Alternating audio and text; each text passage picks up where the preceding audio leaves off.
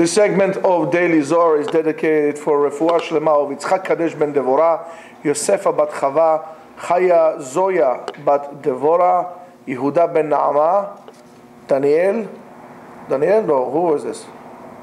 Ben Leah, who said Ben Leah? Yehuda ben Leah, right? Daniela bat Leah, I'm sorry, Daniela bat Leah. I'm sure there's also Yehuda bat Leah, but Daniela bat Leah. And to the Parnasah, wealth and abundance of Yonatan ben Rachamim, Yosef ben Shalom HaKohen, Fegel Sarah bat Reuven Lev, Rafael Aryeh ben Shmuel Tzvi. The Zohar says, Tachazeh, come and see. In Sefer Shmot it says, Mizbeach Miktar. Mizbeach? Again, Mizbeach Miktar Ktoret. It says that you have to build an altar, which is going to, on top of that, they're going to bring the Ktoret. Ktoret is what is Ktoret? Incense. Like what we have over there, incense. It says, Kevan shekatuv Mizbeach, lama nikra makter Ktoret. Why is it called the Mizbeach, in which the makter, the bringing of, the offering of the Ktoret, it's called lehaktir. That's why it's called Ktoret. Why is it called makter Ktoret? אלא משום שלוקחים אש מהמקום הזה להקטיר קטורת. We take fire, or actually they don't take the fire, they take those, what do you call them, charcoals, the coals, and then they put it, this is how you start the fire. כמו שעשה אהרון, on the same method that אהרון הכהן did, ועוד and more, משום שהמזבח צריכים להקטיר ולקדש אותו בקטורת ההיא. On that Mizbeach, we need to sanctify it, and we need to sanctify it. How do we sanctify it? By bringing the incense on it. ועל כן נקרא מקטר קטורת. עוד מקטר קטורת הוא כתרגומו. As the explanation, it would say, the tirgum in Aramaic would say להקטרה קטורת, right?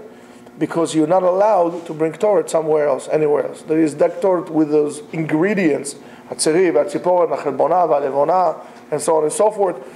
In those ingredients put together in their amounts, if somebody made them and set it on fire, is Chayav Mita. You're not allowed to do it anywhere else. The only place you're allowed to do that is on that particular Mizbeach in which they bring the Ktoret. And how do they do it? Chutz ma'asher b'machta, and you have to bring it also with a special machta is like a ladle or like a dust, almost like a dustpan, something like this. The chote, machtot is to like kind of dig. Yeah. And it says, בואו come and see. מי שדין רודף אחריו, הוא צריך לקטורת הזאת. A person that the din is chasing after him, he needs this ktoret. And velashuv lifnei Adonav. And you need the ktoret, and you need, of course, to do tshuva. The most ingredient thing in anything that we do is tshuva. You could bring all the bulls in the world as a sacrifice. Those bulls, the rams, the goats. If you brought a bison, it's huge. It's nothing. The main ingredient is for atonement is repentance, shuvah. Nothing is done. Okay, I brought it. I paid my dues. I said my Hail Marys or whatever. No, you need shuvah. Shuvah means that I'm aware of what I have done, and I'm aware that it was wrong, and I regret it. And I try to do my best not to do this again. That's called tshuva, coming back to where you started before the sin. Nobody can do it for you. It will be like, for example, if a person ran a red light, the cop pulls him over, the guy next to him in the passenger seat said, okay, you take me to court, I'll atone for his sin. That's very nice, but it doesn't work like that. You violated, you're the one who went on red light, you're the one who's going to pay for it. Then you can go to the judge, you can plead to the judge, you say, listen, she was pregnant, next to me, I was running, there was a good cause, I beeped the horn on my way to the hospital, whatever that will be, I don't know, okay? Then it's up to the judge, and It might not, and they say, listen, I really regret it, and so on and so forth. The judge might say, you know what, I accept it's the first violation, and so on and so forth. He would be mochel you, but you have to pay something symbolic. We're not going to put you points or something like that. Right? It's up to the judge, but you have to admit it. No judge is going to write you off or dismiss the case just because you are there. There has to be some kind of regret to it. So the same thing here. All these things are nice, but the most important ingredient is to do tshuva, repentance. You don't do it, it doesn't do anything. It's a good smell, it's a good shish kebab over there, but it is not a tshuva. It's not repentance. It's not atonement for your sin. And then you need to do it. So even though we don't have Beit HaMikdash today, to bring bulls, to bring Rektoret, to do all these things that we were told to do, Ikar ha'avodah, the main part of avodah is, in a way, the way you worship Hashem, is still remain, it's still valid, it's still in its place, and on the contrary, it takes even a bigger part, and this is tshuva, sha'arei tshuva lo ninalu. Go make tshuva all day long, it's fine. So HaKadosh Baruch Hu did not close the door on us and left us unprepared, or no, this is closed. In other words, maybe, somewhere along the line we diverted from what is really important, and we concentrated on what is not important. We concentrated on the animals, or we concentrated on the ktoret, instead of realizing that we really need to make tshuva. HaKadosh Baruch Hu said, listen, I see you guys don't understand. I don't know. I am not God, not I'm trying. I said, but maybe that's an option to look at, one way to look at things. Right? You're missing the point, guys. You're missing the point big time. You're missing the ikar and the tafel. You don't know what's important, what's not important. Right? You've been concentrating on the wrapping instead of the gift itself. Okay? So let me tell you what will happen. What will happen is the following. I'll take it away from you. I'm going to leave you only the path of tshuva for you to understand that. That's the thing. That's the main thing. When you're going to come to realize that, when you're going to understand what unity is, when you're going to understand all this thing, it's not a problem. I'll put it back in place. That's not a problem because you really know what is important. So I'll give it back to you. Until that point, it's up to you to realize and to figure that out. But anyway, when a person does that, so therefore going back, when a person brings the ktoret, that helps for the dinim to go away. The din, the judgment, the hardcore judgment is being removed from that person.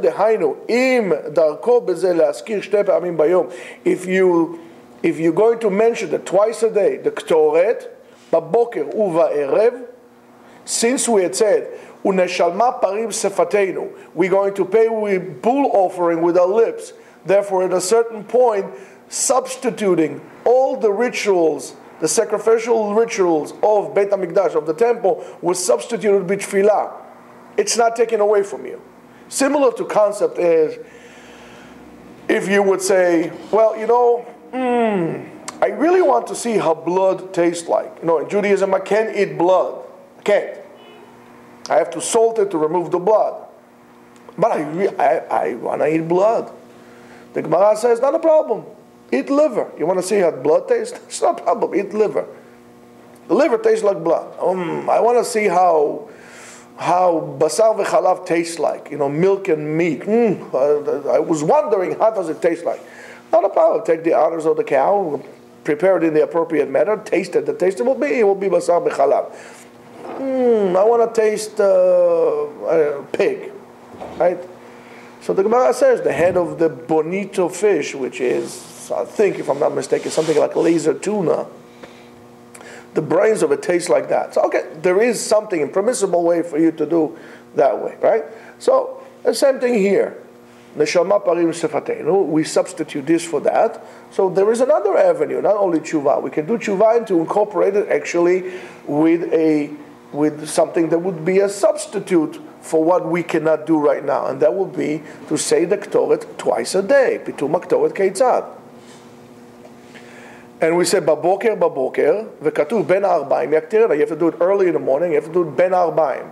Baboker, that is with with sunrise, and then with dawn you do it. As I told you this before, the most magical times of the days that really great things happen, is really the in-between stages. Unlike in life, when you are in between stages, usually you tend to drift away. Those are magical times. This is like maybe my favorite times in the world. I love to see, I think really every day is my favorite time in the world. But these are especially my favorite times in the world. It's like I like to see the sunrise. I love to see the light that comes out in the morning. And I come here, now it's gorgeous because I come here at 6 o'clock in the morning. 6 o'clock, the east is lit with this beautiful red light. It's amazing, it's wonderful. And then at night, it's magic. That's when magic is happening. That's magical. So you do it in the morning and you do it at night, right? בין הארבעים יקטירנה, וזהו קיום העולם תמיד. And this is how the world exists. Because the world would not be able to exist if harsh dinim control. If there's harsh judgment, there is an immediate punishment or an immediate result for your actions. HaKadosh Baruch Hu puts us in like a delay reaction. But if those immediate things, the world would not be able to exist. Shekatuv, because it says, Ktoret tamid lifnei Hashem ledorotechem, to your generation. Sin, it says to the generation, 2 generations.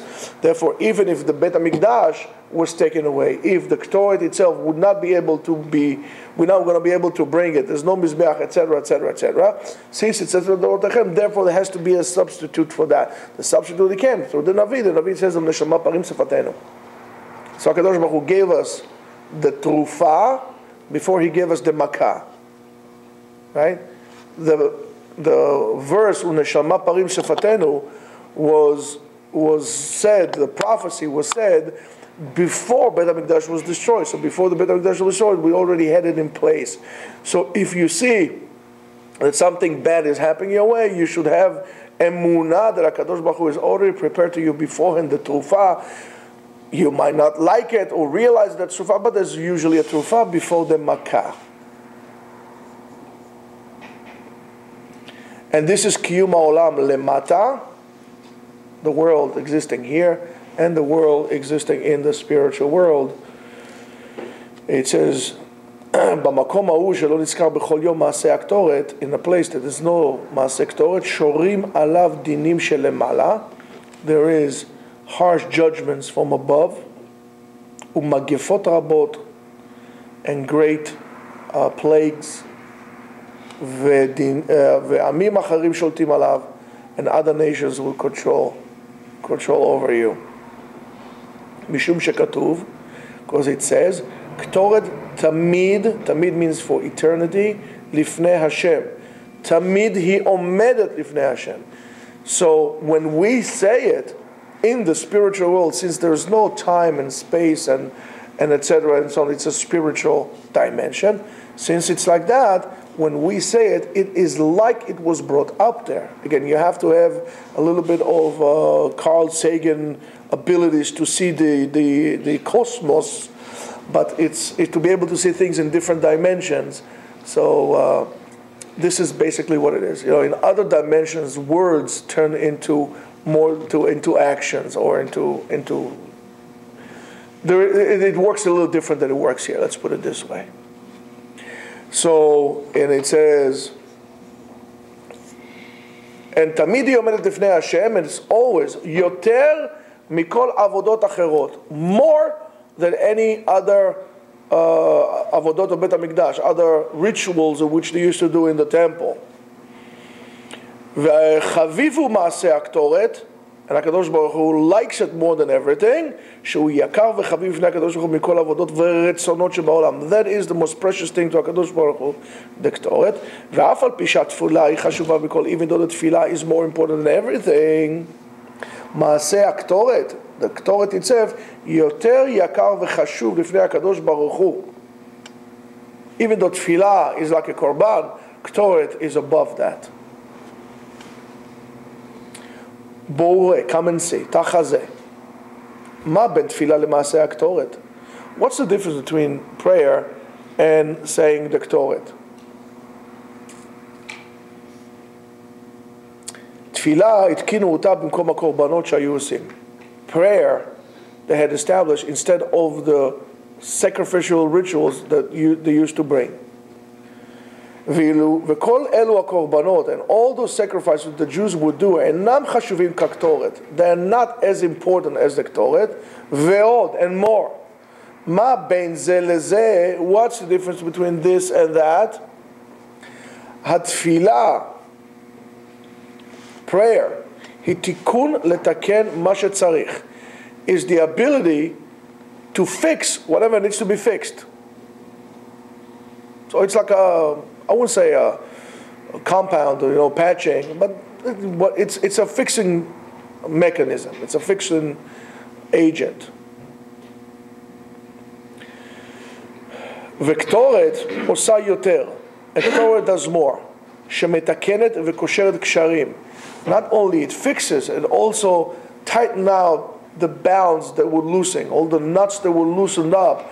It reestablishes and reinforces the connections and the nuts in which were loose before. So therefore, not only it fixes up, not only it's a preventive medicine, not only it's an immediate medicine, it's also a preventive medicine. It enhances. It prevents and it heals and it makes things better. ועושה אורה יותר מהכל, and it brings more light than everything else.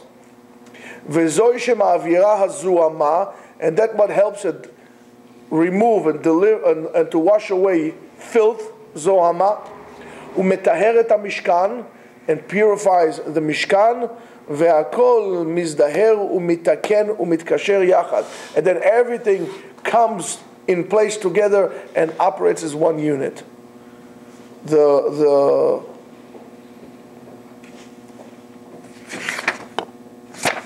interesting part about it is maybe, it's not brought here, but it may be brought in the way or the ingredients that we bring the Ktoret. Why is it like that? Because we have, what are the simonim of a Ktoret? What are the simonim of a Ktoret? Tzori, vatziporen, chelbona. Let's put the chelbona to the side. Levona, mor, ktsiya, v'shibol neret, v'charkom, kinamon. Beautiful spices, myrrh, cinnamon, cloves, you name it. Just one thing that it's a stinking agent, chelbona. Almost like a safadita, That's it is bad. But the chelbona is needed, because if I remove the chelbona from that, sit here, you're more vulnerable. The chelbona is needed because if I took the chelbona out, I can't do it. The same thing as the arba'a minim, the four minim that we shake in the lulav. We have the lulav. The lulav represents the dates, fruits, good taste, no smell. Hadas, good smell, no taste. More than that, what do we have? Etrog, good smell, good taste, wonderful. And then we have the arava, no taste, no smell, no nada. No problem. Why is it no problem? Because we need that. If we said that each one represents a different type of a Jew, those who have good smell and not deodorant smell, right? Good smell in terms of they have Torah and their actions, not only that they learn, also their actions are good. Then we have those, and so on and so forth, that have good actions, but they don't learn. Those who learn, and you understand what I'm saying. And then there are those who are just nothing, nada. So we need them too. Don't leave everybody behind. No man left behind. I told you this a million times. Judaism is better than being in a commando. No man left behind. No Jew left behind. We need everybody. Well, not everybody goes to the battlefield. Some people stay, and just pack clips there. But not everybody goes to the battlefield. But we don't leave anybody behind. We're concerned about everybody, and everybody is needed. Because then that's exactly the issue of lot baltit godedu, right? When we say that a person is not allowed to pull his hair on morning and to do scratches and so on and so forth. Belotit godedu, it means no. Everybody has the same laws of mourning. Everybody is equal. But then you say, oh, this person is worth more to mourn on, the other one is not. No, it is all the same. Belotit godedu is that we are all the same. So the Ktoret, since the Ktoret has all the segments in that, 11 different ingredients in the Ktoret. One of them has, not only doesn't give good smell, it stinks, but we need it all. We don't want se'or, arrogance, and we don't need dvash, extremely sweet. Dvash represents, se'or and dvash both represent what? Din. Dvash represents honey, represents din. That's why a baby does not get honey. If a baby gets honey, he does not have the ability to process the honey. He does not have the ability in his body to process, or spiritually also, because it's all the same, to process the din. So therefore you can't do it. Se'or is the same thing. You bring about the dinim, you're not humble. Matzah is lower. This is harder. Right? So kol devash, kol se'or, v'chol devash lo taviu meno. That you're not going to bring it to me. I don't want arrogance. Give me smell, give me actions, give me this, give me that. No problem. Give me the bad ones too. Arrogance and brown nosing. I don't know. Overly sweet is like, you don't get what I'm saying, right? That we don't need. Hypocrites, we don't need here. Just take them out. That is the ability when you take all the Torah together. Together, it becomes, it smells good. If you're going to take a violin, just let the violin play by itself. Okay, how long can you listen to a violin playing by itself? You take a viola, you take a cello, you take a French horn. How long can you listen to French horn, for crying out loud? After a while, it's like, oh, yeah, I can't take this. It's enough. Even the almighty piano, like bang, bang, bang. But you put them all together, you get a symphony. Get a symphony, that already sounds good. Now you can listen to something, that's already nice. It's an orchestra. The Ktoret has the ability within itself to put the bounds together. This is what Kadosh Baruch Hu likes it the most. We're doing patching. We're fixing up the damages, we're praying. But are you doing anything to prevent those damages from reoccurring? Why do the damages happen? Because we operate as individuals rather than seeing the benefit of the klal to us. But seeing the benefit of the klal does not mean equal distribution of wealth, a la Hugo Chavez. That means saying that what I have is a bracha in it, what you have is a bracha to you, and saying Kadosh Baruch Hu in each one of our actions, in everything that we have. That is seeing a Kadosh Baruch Hu in everything. And as such, we are all okay. We are all together. It doesn't make a difference. I see you as the human being that you're in front of me, not your bank account or the car you drive or the shoes you wear. I see a human being in front of me. It does not make any difference to me who you are, and I'm going to listen to your words of wisdom, whether you are a poor man or you're a multimillionaire. And the fact that you have a lot of money doesn't mean you're a wise man. And it doesn't mean that I cannot learn from a person who lived in a refrigerator box. Probably I can learn more from him. Look at the human being in front of you. That is the Ktoret. Put them all together. You need a little bit of fire to cleanse the area out. When it's all clean and cleansed, then everything, the whole apparatus of the Mishkan falls in place. Without that, it doesn't happen. And then it says, Uma katuv b'Moshe, and what does it say?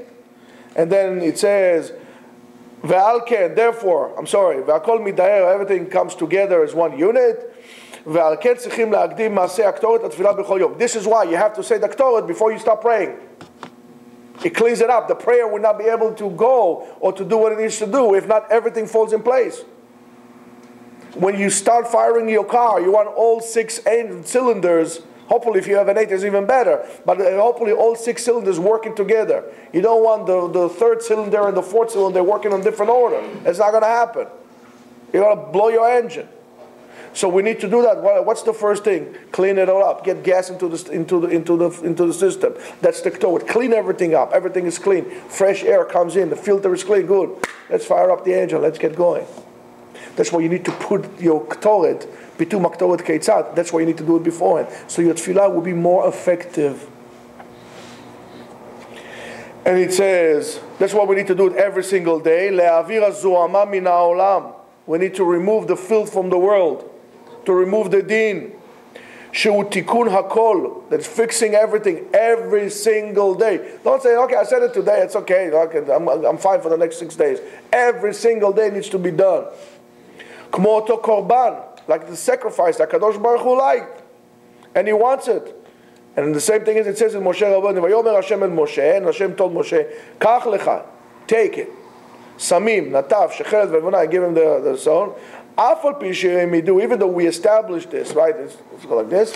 Ma shinut b'maaseh zeh michol ma shamaru. What's different between that and any type of sacrifice in which was told to Moshe Rabbeinu? And what's the difference? He didn't say Kach lecha. He said take. But he said Kach lecha, take it for yourself. Kach lecha. Right? Elakach lecha pirusho lehana'atcha leto'altecha. For your enjoyment, for your benefit. That means, take this because this is going to be good for you.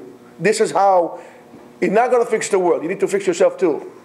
Mishum kesheisha niteheret hu hana'at ba'ala. When a wife purifies herself, the husband rejoices as well. V'zehu sod, and this is the secret of kach lecha samim. Take it for you. Lecha, for you, for yourself. Le'avir hazohama, to remove the filth.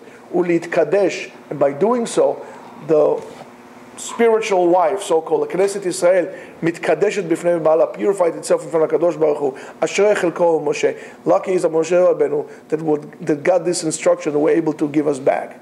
So before you're going to start cleaning up and fixing up, you got to go. It's like you're moving into a house.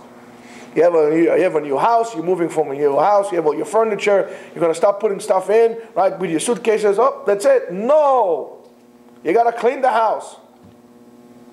Every time they tell you move in condition with suitcases, thank you very much. I got to clean first. Let me clean the toilets. Let me clean the kitchen. Let me clean it up. It's clean. Thank you. I cleaned it. Even if the house is new. Here, take the keys. Let me wash the floors. Let me clean everything out. Then I'm going to put it. It's the same thing that you do here. It's this purification that you need to do. All our cleaning is a matter of rituals, leftovers that we have from the times that we need to purify. If there is a balagan, if there is a mess, it's very hard to purify because you don't know where everything is. You need to be, and that's internally as well. So if you have an internal mess, before you're going to start purifying, put things in order. Before you're going to start and you want to learn Torah, first of all, make tshuva. Make tshuva. That clear. That's the ktoret. That's the internal thing that we bring. This is how you need to purify. Purification comes before fixing up. If we need to paint the room, we say, you know what? Before we paint the room, what are we going to do? Let's clean the area here. And then we paint. And then we're going to put it back together. Of course, then we're going to clean it again. It's the same thing here. Before you say your tefillah, it's not a problem to say ktoret. Take your 5 minutes. Say your ktoret. Then when we say the ktoret again, we say the mincha. We say the mincha again. B'ezrat Hashem, we'll be able to say that, and you know, with the proper kavanah, HaKadosh Baruch Hu would consider it as we were the Kohanim in Bet HaMikdash. So Rabotai, when you say the Ktoret, be careful, because right now you are Kohen Makriv HaKtoret. And because of that, our tefillah should be accepted, beratzon, and HaKadosh Baruch Hu will remove from all of us all dinim, v'dinim kashim, ויזכנו בחסדים וברחמים, אמן כן יהי רצון.